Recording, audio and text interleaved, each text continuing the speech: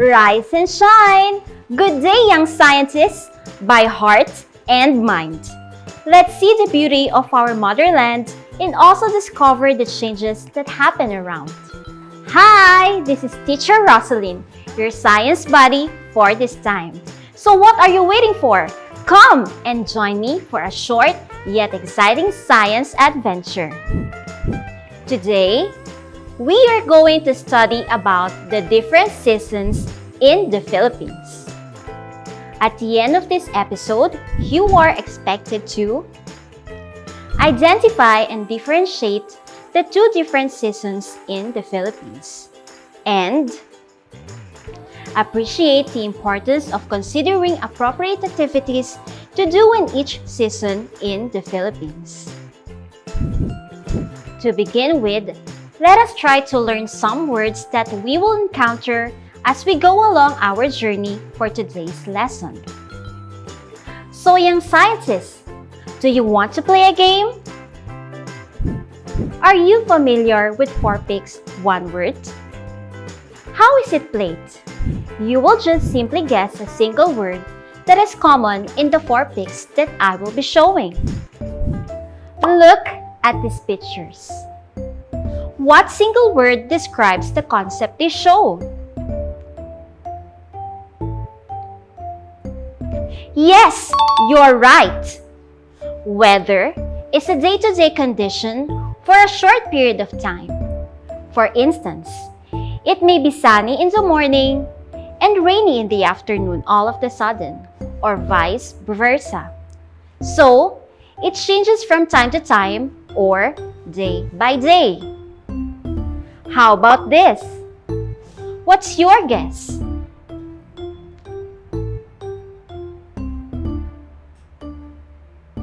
Hooray! Your answer is correct! Climate. Climate is the average of all weather conditions through all seasons over a period of time. Because you all performed well in the game, I think you're now prepared for the trip that will open your mind to a new day of learning. Mimaropa, here we come! As what you can see, there are lots of beautiful places in Mimaropa that everyone can visit. If you are planning to have summer getaway, where do you want to go? Wow! That's a nice place! But when is the best time for you to go in those places? Why do you say so? In order for us to have the best time in planning activities, like visiting beautiful places, swimming and others, we need to understand first the different seasons in our country. The Philippines is an archipelagic country of Southeast Asia in the Pacific Ocean that comprises 7,641 islands. It is known for its world-class tourist destinations like the ones I have mentioned earlier, El Nido and Coron in Palawan, and many more. It is located near the equator. As you can see, it lies between 5 degrees and 21 degrees north of the equator. It is made up of different sizes and features. Mountain ranges, valleys, hills, and other landforms are found in different islands. These physical and geographical conditions of the Philippines affect its climate and seasons. Our country has two distinct seasons. These are wet or rainy season and dry or sunny season. What is wet season? Wet season is characterized by a pronounced rainy season with thunderstorm and occurs generally from June to November. It is influenced by the southwest monsoon or hanging habagat, a seasonal wind that brings heavy rains to the country. Due to geographical location, the country is prone to tropical cyclones that may cause loss of life and damage to property. Typhoons tend to enhance northeast monsoon, resulting in several days of heavy rains across the country. During wet season, planting of rice and other crops is usually done. What other activities can be done or enjoyed during this kind of season? The onset of diseases like diarrhea, colds, and cough, leptospirosis, a bacterial infection caused by urine excreted by rats during flood, are common in this kind of season. So it is better for us to strengthen our body resistance and immune system through eating food rich in vitamin C. Dry season, on the other hand, is characterized by hot and cloudless days. The sun shines during this season, bringing much heat. Between January and May, the climate is generally dry with occasional rain showers. And during January to February, the air is cold and dry. This season is influenced by seasonal wind known as northeast monsoon or hanging amihan, which blows down cool and dry air. Winds blowing from the east, areas in the Pacific Ocean, bringing warmer air and heat the Philippines during the month of March until the part of May. These months are noted for warm and dry weather.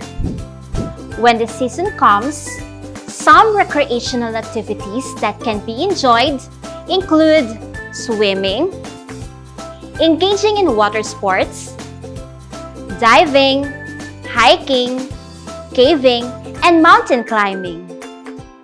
During this season, people are susceptible to heat stroke and dehydration. Other health problems like food poisoning, hepatitis A, measles, sunburn, and sore eyes are common during this season. People are advised to drink plenty of water during these days. You have to wear light clothing to keep yourself cool. There we have it. Now, let us do the activity to further understand our episode today. Are you all ready? Great! Let's begin! Directions. Write WS if the statement tells about wet season, and DS if it tells about a dry season. Write your answer on your paper. Do this within 30 seconds. Are you ready? Let's begin!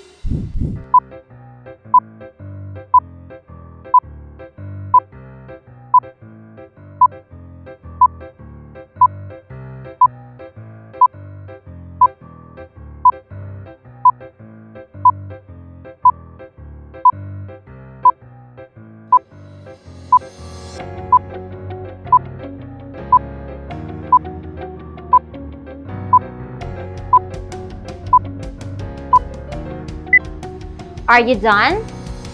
Great! Now, let's check her work. 1. WS 2. DS 3. DS 4. WS 5. WS. How many correct answers did you get? Wow! You are all on the right track! Congratulations! So let's sum up what you have learned from this episode. Since the Philippines is a tropical country, it has only 2 distinct seasons. These are wet and dry seasons.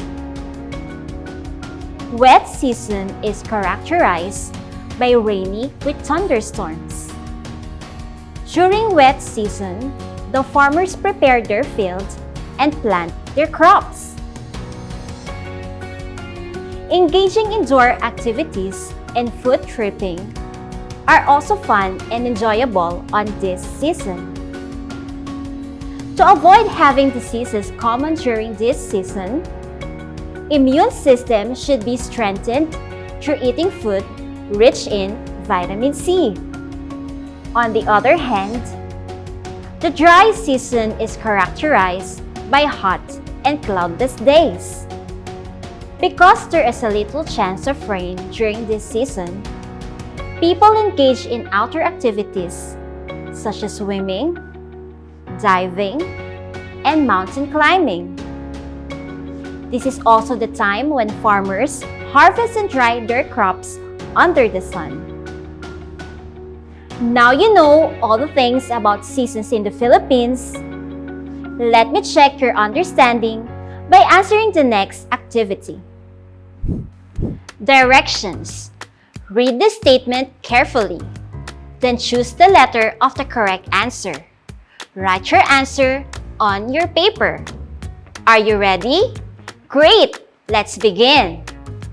For number 1, some countries experience 4 seasons, but Philippines has only 2 distinct seasons. What are the 2 distinct seasons in the Philippines? A. Wet and dry. B. Wet and winter. C. Dry and fall. Or D. Summer and rainy.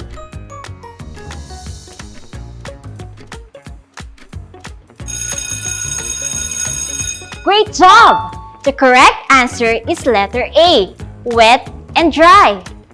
Number 2.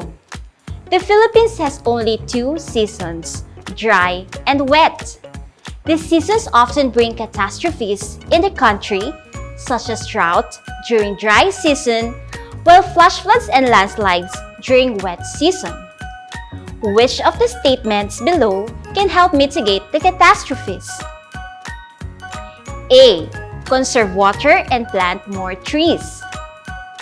B. Store more clean water and reside in high places. C. Depend on government plans regarding mitigation of catastrophes.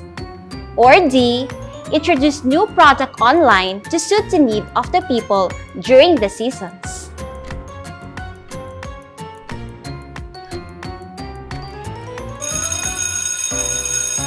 Awesome! The correct answer is letter A. Conserve water and plant more trees. Number 3. The fishermen plan to go to the sea to catch fish. When they noticed that it is about to rain, they decided not to go to the sea. This shows that the weather affects the blank. A. Food we eat. B. Games we play.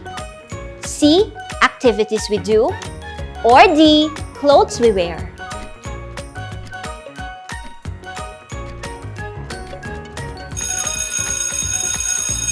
Excellent! The correct answer is letter C. Activities we do. Number 4. At what particular time of the year do farmers usually plant their crops? A. Dry season. B. Wet season. C. Winter season. Or D. Summer season.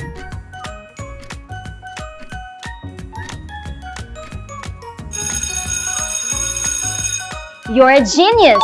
The correct answer is letter B, wet season. Number 5. Why do we need to consider the appropriate activities and clothes in each season in the Philippines? A. So that we can do everything we want to do. B. So that we can save money and time. C. So that we can enjoy what we have planned to do and avoid accidents. Or D. So that everyone will be happy.